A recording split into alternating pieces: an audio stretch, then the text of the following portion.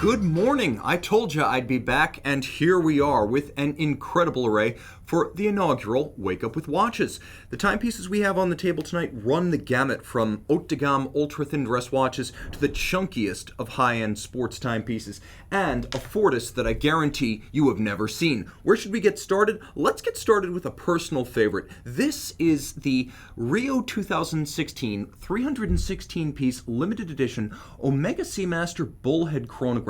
Now, the original Bullhead revival came in 2013, an homage to the 1969 Omega Chronograph reference 146011. Well, this watch is in that spirit, but a very different style. As you can see, lively Rio 2016 colors. You have a dial that is a brilliant and blinding array of colors, from the bidirectional internal rotating bezel, which I adore because it gives you a secondary timing mechanism, to the fact that the watch includes a matching strap that has been contrasting stitched in several different colors. The first time I've ever seen 4 separate colors on one strap. Now, the strap is a lovely piece. Rubberized leather, an unusual selection that gives it unusual durability for a leather strap. You'll also note there is a conventional folding clasp, but the watch is dominated by the Bullhead case. Now, the original was a manual wind. This one's automatic. It is a coaxial chronometer. It is 150 meters water resistant, and it has a lot going on. A wristwatch that is almost designed as though handheld use was the primary intent. I'll show you what I mean. When you hold the watch, you hold it almost like a pocket watch. In the hand, it's incredibly easy to start and stop the chronograph. A timepiece seemingly designed for use off the wrist, it is exactly like a classical pendant, necklace, or pocket watch chrono, and it is a wonderful piece. Throw it opposite, and you can see the Rio 2016 logo on the back. It is a lovely watch, and as you can see, a complicated one. On one end, it's about 14.5 millimeters thick. On the other end, it's about 17 millimeters thick, with a lovely bevel on the underside. You can see they truly do recall the 70s, with a box section sapphire that looks the part of a plexiglass, as well as this radial sunburst emanating from an imaginary center point on the dial. You can see that case-top radial sunburst finish executed with a lapping machine. Now, I should also mention that there is a crown design that, as far as I know, has been featured on no other Omega chronograph. You can see how there's a little black lacquered index on the crown. This is a quarter-turn crown. 1 quarter turn to release it, and a little bit like an Hublot Big Bang Unico Ferrari, 1 quarter turn to lock it, and it's 150 meters water resistant. The watch is literally 43 millimeters wide by 43 millimeters end to end. And because of the curvature of the case and the incredibly narrow lug spacing, this large blockish timepiece wears easily on a small wrist. You can see how much clearance I have on both sides of my wrist here. This is a watch you can wear on a tiny forearm, and a real limited edition from Omega 316 pieces is scarce indeed. Who needs another Seamaster, or I should say Speedmaster limited edition? After all, those are always denominated in the thousands. This is a Seamaster limited edition, and I endorse this Seamaster limited edition. A wonderful piece, and probably my favorite modern Omega chronograph, but not the only Omega chronograph I have on the table tonight. Let me show you last year's star. This was the Apollo 8 limited edition. Now, a timepiece that combines the dark side of the moon case, so full ceramic, bezel, crown, pushers, tachymeter scale, full ceramic, 44.25 millimeters, and you can see it's finished the same way the steel would be finished, alternating polish and satin, with a domed sapphire, so a little bit of the plexiglass distortion, but sapphire scratch resistance. The entire tachymeter scale is loomed, as is the crown, all fully loomed. Now, on the dial, you have white gold applique indices, and underneath that, you can see that there is an open-worked dial. It's not a skeleton because it's almost completely open, with just the hour track, the racing style, racing dial hash marks outboard for the chrono, the yellow lacquered hands for the chronograph functions, and then the surface of the moon, which is created on the caliber 1869 via laser ablation. So you'll also note when you turn it all over, this is like the 1863 caliber on steroids. It is a moonwatch caliber that has been designed to be seen, so everything's finished to a higher standard, but also a unique standard. As you'll note, the laser ablation creates that lunar surface, and then everything else is silvered. So you have the black, You have the silver and you have the violet of the pivot jewels. Still manual wind, 21.6 beat rate, 48-hour power reserve, 50 meters water resistant, but it's the combination of this highly modified and beautifully finished Moonwatch caliber in the dark side case with that dial that really sets this model apart. And you'll even note that they sweated the details down to the contrasting stitch and the internal contrast perforation walls of the strap itself. It's an easy watch to wear because mostly made of sapphire and ceramic, it is feather light on the wrist, and as I get older and I gain experience as a collector, I've sort of run out of patience for conventional metals that scratch so easily. That's why I'm wearing my tegmented Zin today. Ceramic definitely checks the boxes as a material that's easy to wear and durable. A timepiece I would love to own personally. This one's on my short list alongside the gray side to be my next watch. That is a very special timepiece. That said, not everyone's into the oversized sports watch, and for those folks, there is the Breguet Classique 7277. This one in rose gold, 38 millimeters. Now you can see the watch is only 8 millimeters thick, and traditional with welded lugs, straight projection from the case. It almost has the appearance of a pocket watch that has been converted into a wristwatch, and this is a design precedent pioneered by Daniel Roth at Breguet when he was the head of watchmaking and design in the 1980s under the Chaumet brothers. It continues into the Swatch era. The dial itself is cut on a rose lathe, so it is true manual guilloche, but the key here is that it is a silvered solid disc of gold. So it's a gold dial, it is then guilloche cut to create the pattern you see here, and then it is silvered. Now if you note carefully, there are small gold cabochons outboard of each of the Roman numerals. You have fire-blued steel Breguet hands at center. You have the power reserve scale, and it is a 96-hour power reserve. And then finally, you have the Breguet secret signature flanking the Roman numeral 12 up at the top. Turn it all over, caliber 515DR. Now, manual wind. This one features the 96-hour power reserve. It has both a free-sprung recessed bolt aerodynamic balance and a silicone hairspring. This 23-jewel movement features 6 position adjustments, so there's no place for error to hide. 6 positions is one more than the chronometer standard of 5. You can see richly textured Côte de Genève. You can also see a wonderfully fat mirrored anglage on the edge of every bridge, as well as black polish on every screw head. But you can see that the movement is based on the Frédéric Piguet 1106, which is itself a derivative of the Frédéric Piguet twin barrel 1150. So this is essentially a highly decorated, more technically advanced manual wind conversion of the 1150. That's what you're looking at here. Throw the watch on the wrist. It is wonderfully agreeable. There is no cuff that this watch cannot counter. Handsome, thin, comfortable, and wearable on a huge range of wrists. You can see how much clearance I have on both sides of my wrist. 16 centimeters circumference. I can recommend this one for 13.5 centimeters circumference, no sweat. And a lovely, classical men's dress watch that's not another Patrimony or Calatrava. Okay, let's talk about something wild, because if we have a sub-theme on the table tonight, it is big, brash, and oversized, complicated sports watches, and this Ulysse Nardin is that and more. 28 pieces, limited edition. This is the Ulysse Nardin Diver Perpetual, full sapphire set, carbon black case and bezel, wrapped in rubber. Both vulcanized wrap for the case as well as the rubber itself. You can see the dial has been skeletonized, and appreciate the fact that not only has it been skeletonized, but you can actually see the underlying mechanism of the Ludwig Oxlin bidirectional perpetual calendar system. You can see how the system can be set in both directions. It features a grand date, a day, a month, and it features a double-digit year and decade indicator. All of this water-resistant down to 200 meters. Now you may ask, why a perpetual calendar on a dive watch? The reason most of us spend the time with our dive watches above the waves rather than below, and the calendar, especially a perpetual calendar, is a friendly everyday complication. Because of the rubber wrap and the hybrid ceramic link and vulcanized rubber strap, you actually have a strap bracelet hybrid that's double hinged, so that this wears wonderfully comfortable on the wrist. Unlike many conforming end profile straps, this one can pull straight down around a small wrist because of the double hinge of the ceramic. Now I'll also mention that the clasp itself features a ceramic body, so you're not subject to the same scratches, scuffs, and disfigured surfacing that you normally get on the bottom of a deployant clasp. You can see internally it's titanium and thus hypoallergenic, and this watch featuring a display caseback in spite of the fact that it is a dive watch. That's Ulysse Nardin manufacture caliber 33 in there with their own lovely rusticated and satin finished white gold winding mass.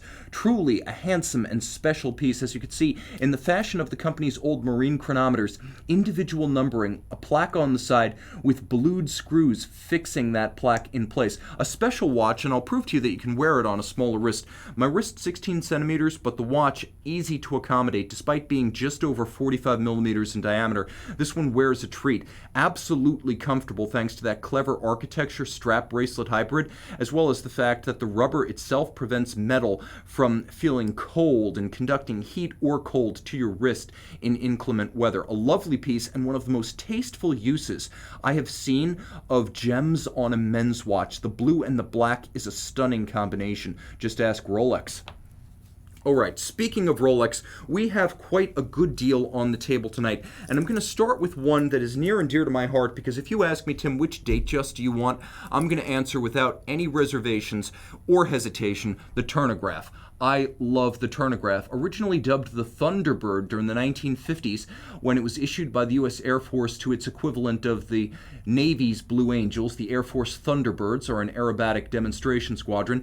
It is the bidirectional rotating bezel that defines this watch, and as you can see, the bezel here is calibrated and engine turned. The dial is a sensational sunburst, and you'll note outboard there's a stylized railroad track with Roman numerals outboard of the white gold applique indices. This is a K series, so 2001, 36 millimeters in stainless steel. You can see old school Rolex bracelet, and we've left this one essentially untouched. Rather than refinish it, we're leaving all of the original metal in place on the case as well as the bracelet.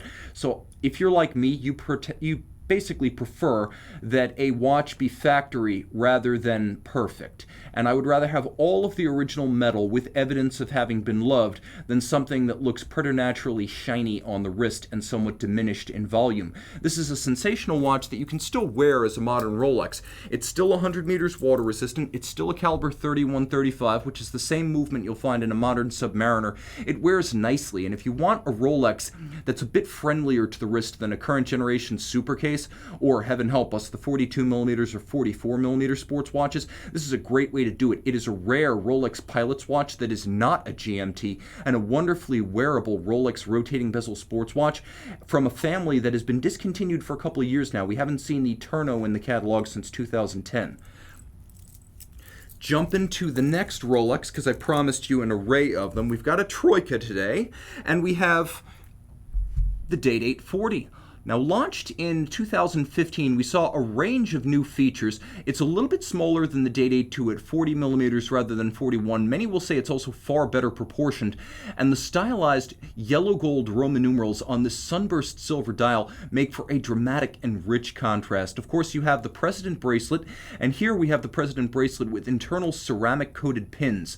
And that's a feature on every version of the Date 840. You have the ceramic-coated pins, so the bracelet will never quote-unquote stretch. I'll also mention that with a 3-day power reserve internally, you don't have to worry about resetting as frequently, and if you wanted to put this watch down, for example, on a Friday night and strap on a more aggressive weekend watch, you could pick it up on Monday, throw it on the wrist, and it would still have kept its time as well as its day and its date. Now, it goes without saying that being a modern Date 8 movement, it's a double quickset, and the watch is 100 meters water resistant. Throw it on the wrist, and you can see that it's a substantial Rolex watch, but again, it's not one of the 42s or the 44s, so you could still wear this watch, especially because the new President is pivoted at its end link on a wrist as small as 13.5, 14 centimeters in circumference. It wears easy on a 16 centimeter circumference wrist, and with the new solid link ceramic pin President, there's really no need for an Oyster bracelet. This is as solid as the Oyster has ever been, but with the narrow link souplesse of something like a Jubilee, so you get the robust construction as well as the comfort. It's the best of both worlds. That said, I don't think it's the best Date 8 on the table tonight. That honor, at least subjectively, in the eyes of yours truly, goes to the Date 8 Oysterquartz. This is the reference 19018 in yellow gold. One of Rolex's few forays into Genta-esque 1970s integrated case, bracelet, and lug architecture, this one combines that handsome aesthetic and unusual design with a stunning and untouched Rolex tapestry dial in yellow gold, featuring yellow gold hands and yellow gold indices. Now, the timepiece features an original tritium dial. It also features the exquisite Calibre 5055 watchmaker-assembled, thermocompensated 11 jewels. If you listen to this watch, it creates a tick, tick, tick like a Swiss lever. Why? Because it has a 1 Hertz Swiss lever that indexes and locks the seconds hand precisely. Thermocompensated, it's accurate to within 5 seconds a month, one of the most precise mainstream quartz movements ever made, and it was designed for the life not just of the watch, but of the owner and beyond, because the timepiece features a trimmer system internally that allows the watchmaker to compensate for quartz drift over time. So this is a watch that is designed to be a intergenerational quartz. Now let me see if I can hold it up to the mic and let you hear that Swiss lever action.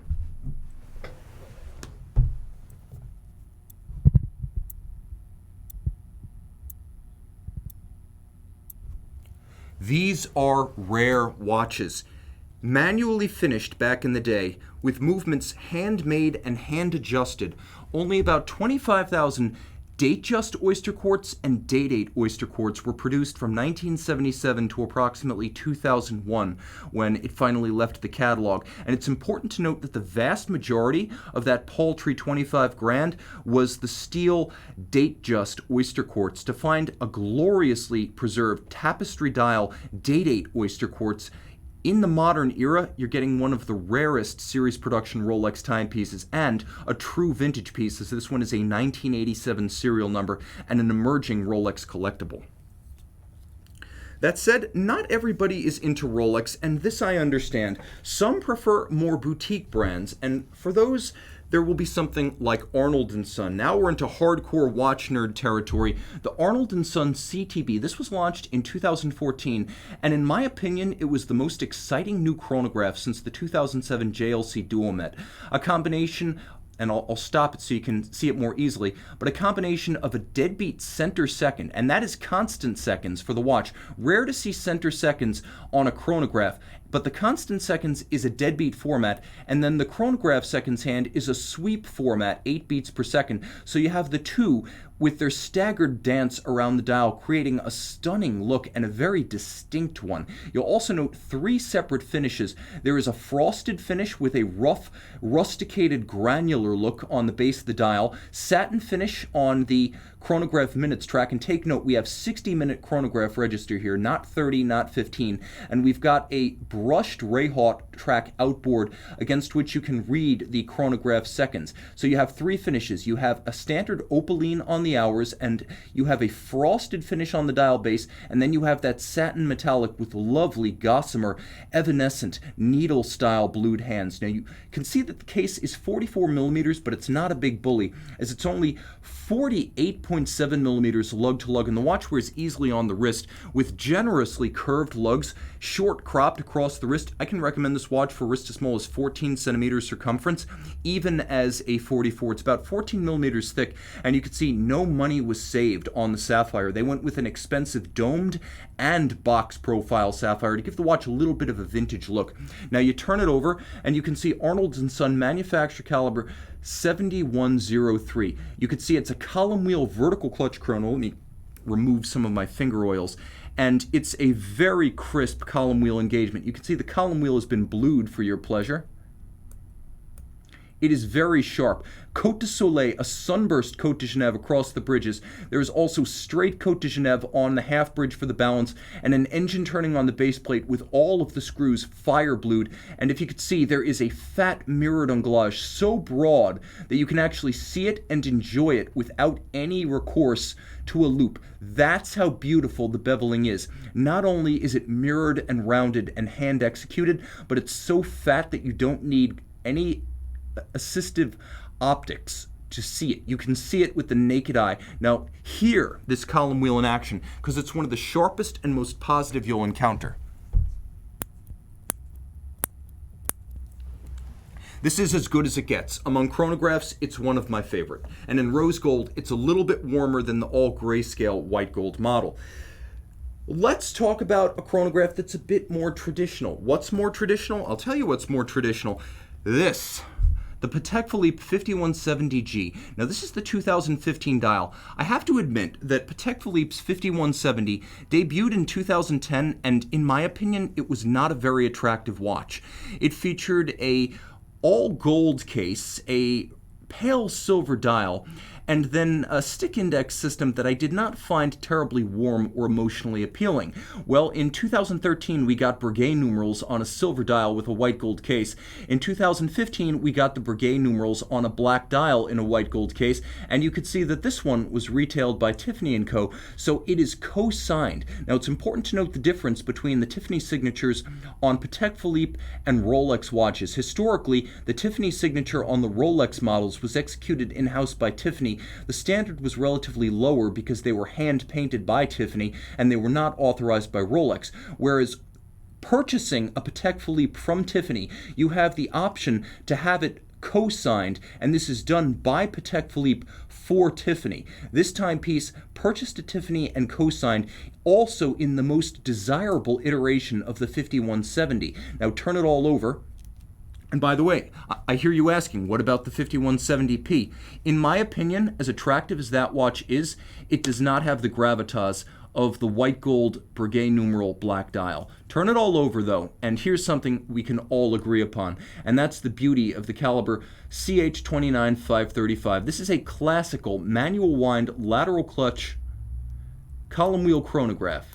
You could see it in action. You could see the clutch moving away from and into contact. The balance beats away, adjusted in 6 positions at 28,800 vibrations per hour, Gyromax free-sprung architecture, handmade Breguet overcoil. Take note, the lateral clutch, both the driving and intermediate wheel, both jeweled, no bushings here. And you can see the column wheel in glorious Geneva fashion has been capped and black polished. You'll also note that the steel levers of the chronograph mechanism have been satin finished on their top, and on their edge mirrored anglage. Cote de Genève across the bridges perfectly aligned with anglage of their own, and many black polished components. You can see how many black polished components as I move the chronograph through the light. Everything that's turning black is poly noir, and that is the highest standard of optical finish.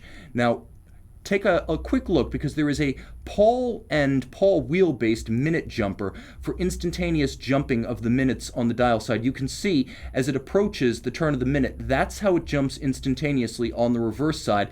And this being a modern Patek Calibre, you will note that that Gyromax balance can be hacked to set the watch precisely to a reference time. You'll also appreciate that when you disengage this chronograph, you can watch the recentering hammers on the heart cams falling at center. Let me do that one more time because I know you lost it in the glare. As good as it gets. Now this is 39.4 millimeters in white gold, and it's just over 47 millimeters lug to lug. So even if you have a smaller wrist, this is one that's going to fit well. I would consider this an excellent complicated unisex option. If, for example, you are a woman who wants a man's watch and you just want all that that entails, less of an emphasis on quartz, small sizes, and gems, well, you've got that right here. True high horology that a man or a woman who's a horological connoisseur can really dig, because it will fit on a wrist of almost any size. And again, my wrist 16 centimeters, you're getting a good sense of the scale right here. Now, let's flip the script a bit and talk about an oversized sports chronograph that also hails from the haute de gamme, but from a brand that just does not get the credit it deserves.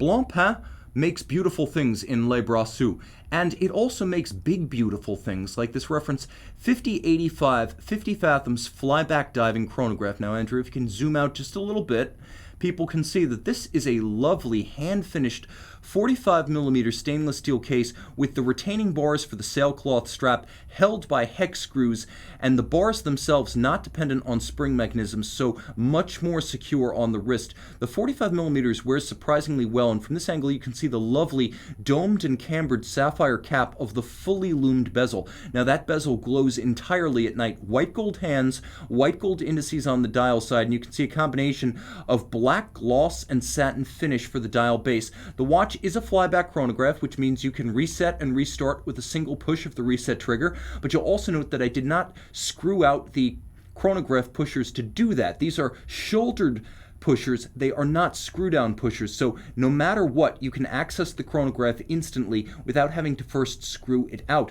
Now, the bezel has a lovely detent. I'm going to let you hear it because dive bezels matter.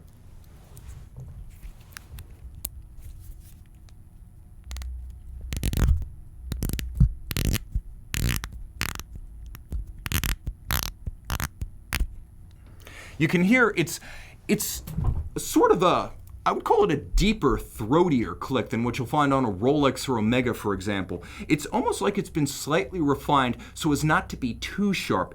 It's definitely a distinctive feel that I associate with the 50 Fathoms, but another feature that I associate with the standard 5015 and this 5085 is surprisingly good fit for its size. Now, it's a cheeseburger of a watch, no doubt. That Frederic Piguet F185 movement inside is beautifully finished, well adjusted, and true high horology, but combined with the 300-meter water resistance of the watch, it does make for a chunky timepiece. That said, the narrow span across the wrist makes this a surprisingly wearable 45 and an unexpected mate for a wrist as small as 14 centimeters in circumference. That said, an early Royal Oak offshore before the double plot strap and bracelet attachment makes for a surprisingly agreeable companion, and the original offshore 42 with the old style hinge lugs wears a treat on my wrist, especially when it's the end of days. The original Audemars Piguet Royal Oak Offshore Limited Edition, the one that arguably started the line and the craze of the 2000s, and the watch without which the Hublot All Black probably wouldn't exist. 42 millimeters, you can see the watch in stainless steel, a 500-piece limited series released in conjunction with the Arnold Schwarzenegger film End of Days. There has never been a greater disparity between watch quality and namesake movie quality. The less said about the film, the better, unless you like unintentional laughers, but the watch is out of this world. Now, the numerals on the dial have been hand-painted in lume, creating a lovely handmade effect at close range. You can also see the contrast between the satin of the hour track and the tapisserie of the center, which is an unusual dichotomy on an AP dial. You'll also note across the wrist, those hinge-style lugs don't extend the watch beyond the lug profiles themselves, so it wears well on a smaller wrist, even as later offshores wear less conveniently. This is a 42 offshore that wears like a 42, and I can only rarely say that. The timepiece, of course, a limited series of 500, and this one in excellent shape. The worst thing that can happen to these is that they make hard contact with unyielding surfaces, and normally they're scraped a bit raw. Not this one. This one is in excellent condition, and it does justice to the original vision of the AP designers, because no one was doing watches like this in the 1990s, except perhaps Prix Vendôme Panerai and Audemars Piguet, and that is some elite company for Officine Panerai, because this thing is a legend.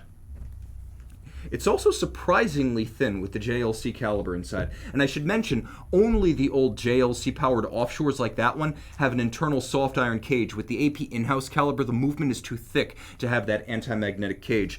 There are going to be those, however, who want to do other things with their extreme sports watches, like put them down for a few days. And if you do, the 6-day power reserve of the Debutone DB28 Grand Sport will come in handy. This is the caliber 2115V, twin mainspring barrels, manual wind. You can see it has a power reserve indicator over the second barrel, and it has a balance with triple shock protection. So while the Audemars Piguet is anti-magnetic, this one is anti-shock. Triple parachute means you have proprietary shock protection springs on both sides of the full balance bridge, plus you have Inca block at center for the balance staff. Now, the balance itself is a combination of silicon and white gold, and it's designed and executed by Debutone. It's their own design, aerodynamic, thermally resistant, and, because it also uses Debutone's own in-house silicon escape wheel, robustly anti-magnetic. With the 6-day power reserve and 100-meter water resistance plus shock resistance, this is a full-featured sports watch that gives you everything from high horology finish and distinctive lines to superb ergonomics in titanium with spring-loaded floating lugs. You can see this watch mounted on a strapped suit with a solid caseback and a screw-down crown, part of a limited series for the California market of 5 pieces. The watch wears an absolute treat. Now, the lugs themselves will change their geometry from 58 millimeters across the wrist to 53, and you can actually have a short set of lugs that span 47 to 51 retrofitted at the factory. So if you own this watch, you can really make choices about sizing. The dial has incredible depth. It's like an amphitheater on your wrist, and this one is full of lions and gladiators. The visual stimulus overwhelms. It is a sharp, high horology, true sports watch from an haute de gamme brand out of Lauberson, Switzerland, that makes 150 watches a year. So with 5 of this example made, you get a sense of what the model breakdown is. All of these watches are close to piece unique. Let's diverge from the high-end sports watch market to talk about something a bit more traditional. First launched in 2001, the A Longa Unzona Saxonia Perpetual, the Longomatic Perpetual, remains a showstopper in the year 2019. Now, the watch you see here is exquisite, a combination of precious metal case and sterling silver dial that has then been galvanized black, so both the case and the dial are precious metal, and they are solid precious metal. There's even more. The actual moon phase disc itself is solid gold. All of the applique Roman numerals are solid gold. The alpha hands are solid gold. And yes, this watch is loomed, so it is an all-the-time watch. What you'll love about the watch is not only is it a perpetual, but it has one of the most clever hacking seconds system you'll encounter. So check out the seconds hand down at 6 o'clock, and I pull the crown out. Not only does it stop the seconds, but the Calibre L922 Saxomat zeroes the seconds hand, so you can set it precisely against a reference time. Now the watch, move those hands out of the way so you can see better.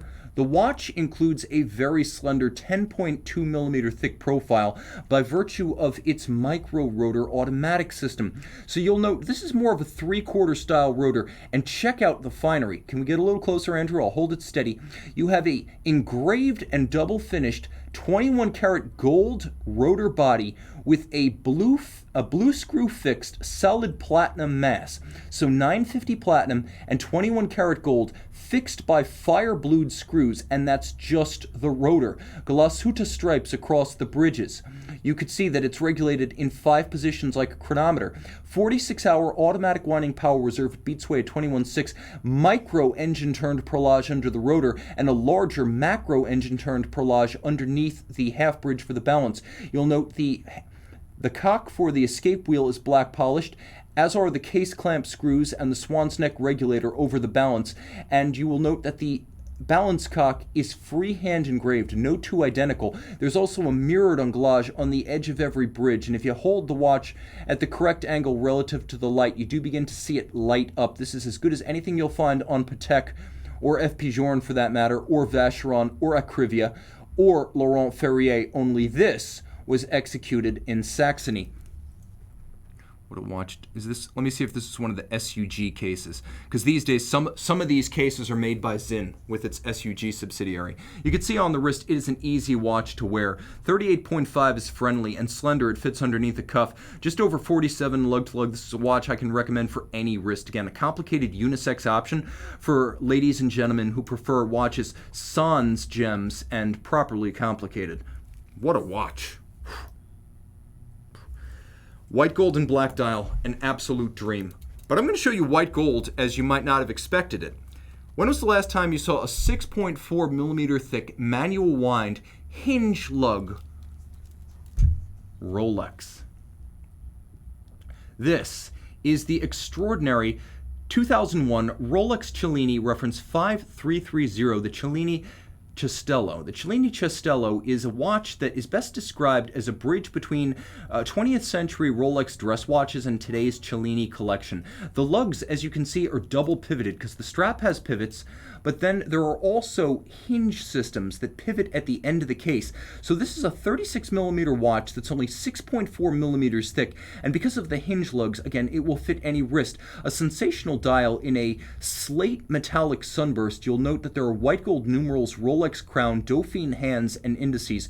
It is a manual wind Rolex Calibre 1602, 20 joules, manual wind, 21.6 beat rate. It has a free sprung balance with a microstella adjustment nut Rolex balance. So this is a movement that has its roots in the 1960s, but it is up to the minute, properly adjusted with a modern architecture as you would find on a contemporary Rolex watch. 48-hour manual wind power reserve, and I cannot overemphasize how well this watch fits.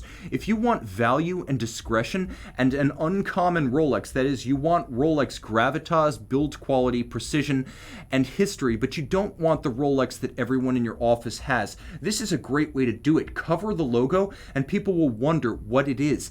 Is it a Lange? Is it a Vacheron? Is it an independent? Hell no. It's a rare Rolex dress watch that is slimmer than anything you'll find from the great houses of Journe and Patek in the dress category. This is a stunning timepiece. And again, it's not a Me Too Rolex. Those are hard watches to find. Let me show you something you may not be expecting. When it sold new in 2012, this double power reserve, chronometer, GMT, chronograph, alarm sold for $19,825. It was designed by Paul Gerber. Who made it? Would you believe that this F43 Flieger is a product of Fortis? 43 millimeters in stainless steel. This watch new, a limited edition of 100 pieces, cost almost $20,000. And here's why. The Calibre F2012 is shockingly complicated. You'll note there is a GMT indicator up at 12 o'clock, and you can move it in both directions. In 24-hour format, it features white day and black night indications. You'll also note that there's an AM/PM indicator for the time at center. You'll also note that there's an on-off for the alarm. Now I'm going to set the alarm so you can hear it, but quickly note that not only do you also have a chronometer certification, a quick set and hacking function, but there is a double power reserve for the alarm as well as the movement, and you wind both of them from the crown if necessary. It's also capable of automatically winding both power reserves. So let me set this watch so you can hear it, because this is a complication runneth over.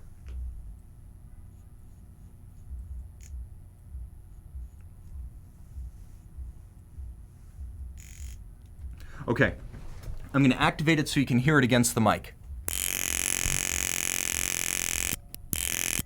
That's right, it is not just an alarm, it is an alarm with an on-off function. Now, about the sound, it seems a little bit deeper. Like the bezel on the 50 Fathoms, it's not quite the sharp, singing sustain that you get from something like a modern Jaeger-LeCoultre Memovox or the transcendent cathedral tones of a UN Sonata. But Paul Gerber had a very specific goal with this watch. It was to create an alarm that you could feel as easily as you could hear it. The idea being that if you are in a loud space, you will be able to feel the alarm due to its extraordinarily massive striker. It's a big watch. 16.4 millimeters thick and 55 millimeters lug to lug. If you're looking for a full-sized compound complication that puts the best Grand Comp to shame, this is your watch. Automatic winding on top of all else. This has true high horology pedigree with the Paul Gerber connection. He of the AHCI standing alongside the likes of F.P. Journe, Kari Voutilainen, and Philippe Dufour, Vianney Halter as members of the AHCI, the premier independent watchmakers of our era, and you get a mainstream brand, Fortis, that will maintain it forever. A timepiece that simply defies description. There's nothing else like it. Originally patented by Gerber in 1998, the watch was the first ever fully mechanical chronograph alarm system. Let me show you the case back. 46-hour automatic winding power reserve. There's a 46-hour power reserve for the time, and then there's a 25-second power reserve for the alarm. Take a look. You can see it's a good-looking 7750 base, so it has a tank-tough base, and it is very precise as a chronometer. You can actually see the striker and resonation system on the underside, plus the lovely blued stars, emblematic of early 20th century Fortis automatic calibers. A lovely timepiece and a true unicorn. The first of these I have seen in my time with the company. Now let's jump to something that is Also aviation oriented, but this is for both the pilot's lounge and the cockpit. Remember the Breitling Premier of the 50s? Well, before today's Breitling Premier, it resurfaced during the 1990s in the watch you see here. The Breitling Premier chronograph, 36.5 millimeters. It is a stainless steel watch, but on a lovely pilot-style bracelet with a combination of gold and steel. It's a handsome sports-style bracelet in a watch featuring an ETA 2892 base with a modular chronograph complication, and you can see quite easily the pushers are higher than the crown. It's a modular system, but it wears super light on the wrist, and it's emblematic of a kinder and gentler era at Breitling. As you'll note, the watch wears easily on my 16 centimeter circumference wrist. It is very comfortable, and it's a lovely understated dress chronograph option from a wonderful brand that, like Omega earlier, or even Fortis, will be around to service this watch forever. And it has wonderfully well-chosen rose gold alpha hands on the dial with stylized Arabic numerals, and the sunburst of the dial gives it a wonderful character as it explodes off the dial base and makes this watch a radiant presence. It's got a lot more personality and character than 36.5 would imply. That is a watch I like considerably. Here's another one that I like considerably. And quite frankly, I think we should talk more about the MVOX series because it was the best ever combination of car and watch co-themed imagination. Of course, from 2004 to 2015, Jaeger-LeCoultre carried the MVOX series, an entire model line designed specifically to pay homage to the 80-year history of Jaeger instruments in Aston Martin road cars. Now you can see that this AMVOX 3 of 2008, a limited edition of 300 pieces, features a clever jumping date indicator, jumping from the 31st to the 1st overnight so as never to obstruct your view of the tourbillon. You'll also appreciate via the sapphire disc that showcases AM, PM, and the stub secondary hour hand that the watch is not just a tourbillon, it is also a GMT. The dial featuring a partial void on its bottom, uncalibrated, because the lower portion of an automotive tachometer or speedometer would never be calibrated. The needle would rest at one extreme at all times. Now the watch is a ceramic case, 44 millimeters and less than 50 millimeters lug to lug with a nostalgic box section sapphire designed to emulate a plexiglass. The dial, as you can see, let me try to show you from that angle, the dial has incredible depth, and you can see there are multiple layers and finishes and calibrations, metallic, matte, gloss, all of it there. Silver, black, white, rose, and very discreet automotive branding. Just the one set of Aston Martin wings on the dial side. Turn it all over, and you can see a feature that was brought over from the Extreme Lab 1. You have a carbon composite rotor with a platinum mass to create maximum winding efficiency. That's paired with unidirectional winding and ceramic rotor bearings to really hammer home the efficiency of this winding system. You can see individually numbered out of 300 pieces. It is a bimaterial case in rose gold and ceramic, which means, like that dark side Apollo 8 I showed you earlier in the episode, as long as you don't regularly break sapphire crystals, you'll probably never put a mark on a ceramic watch. They are that hard, and they have a wonderful quality of retaining the aesthetic of a new watch year after year, decade after decade. I really like this one, and even with the rose gold components being mostly sapphire and ceramic, this one wears feather light. And as you can see, it's equipped as it should be for a flagship complication with a full deployant clasp and a lovely hybrid textile and brogued leather contrasting stitched strap. This is Bridge of Weir leather, exceptional stuff. And you'll note on the underside a more conventional calfskin. All right, let's see, what do we have left? Quite a bit. I'm actually excited to show you two of the culminating pieces. The first, de Bethune, and a very different de Bethune. DB28, this one in a combination of scratch-resistant zirconium and rose gold. It's a handsome timepiece and different from the Grand Sport. While not quite as water-resistant, it's easy to see that this one's a bit more artistic in its theme. You have the lovely spherical moon phase with blued steel and white palladium. It need be adjusted only once every 122 years.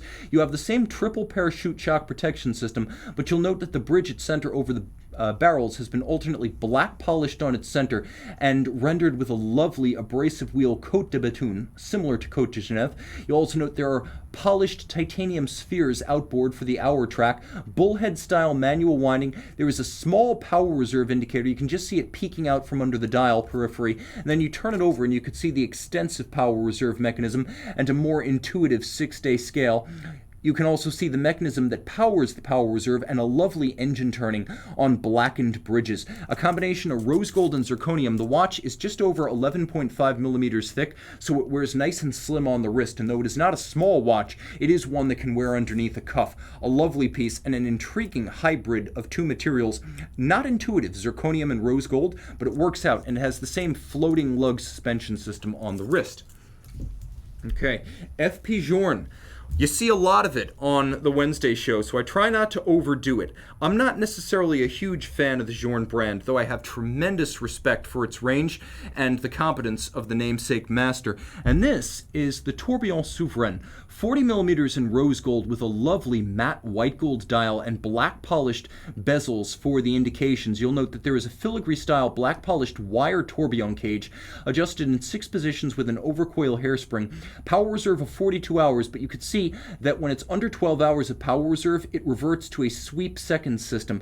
The linear titanium spring that represents the constant force device, and you can see the device on the back side of the watch, it doesn't actually enter operation until you have about 12 hours of power reserve in this watch. So I'm going to wind it up, and you're going to watch that sweep seconds indicator turn to a deadbeat second system as the power reserve advances. And the watch now has enough power to operate the deadbeat second system and the remontoir constant force device that underpins it. I'm going to hold it real steady.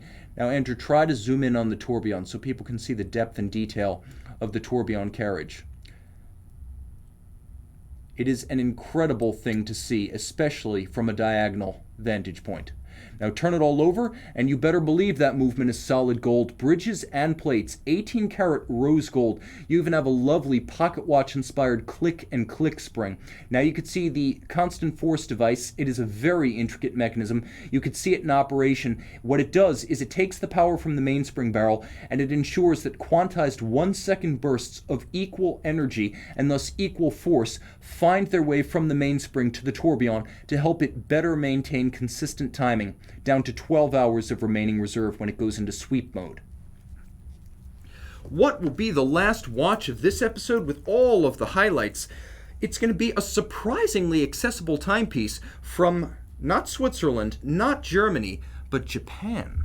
This is the Grand Seiko Spring Drive Kirazuri US Market Limited Edition.